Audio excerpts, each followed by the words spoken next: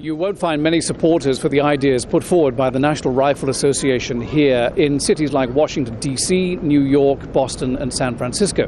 But get out into the heartlands of America, into places like Virginia, North Carolina, Pennsylvania, Ohio, Kansas, Oklahoma. There's a lot more support for the kind of things the NRA is proposing as a way of keeping our schools safe in the future.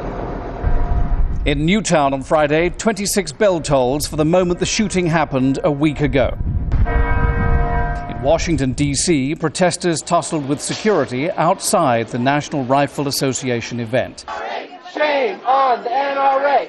Inside, too, protesters disrupted proceedings twice. The NRA has blood on its hands. The NRA, with 4 million members, is a powerful lobbyist for the constitutional right to bear arms.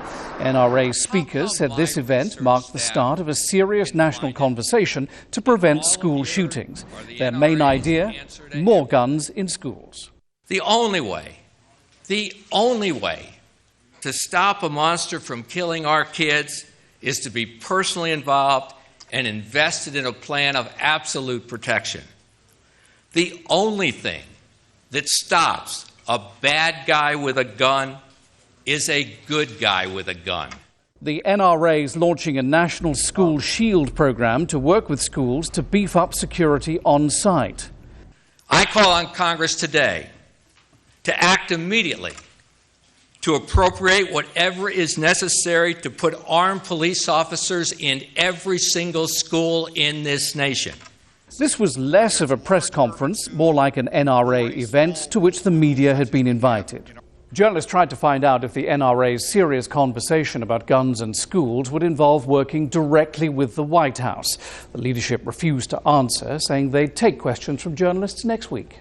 The White House itself released a video on Friday in which President Barack Obama talked about the outpouring of support he says he's received in favor of gun control measures. And in the days since the heartbreaking tragedy in Newtown, Connecticut, hundreds of thousands of you from all 50 states have signed petitions asking us to take serious steps to address the epidemic of gun violence in this country. Meanwhile, back in Newtown, a week after the shootings, they're still burying the dead.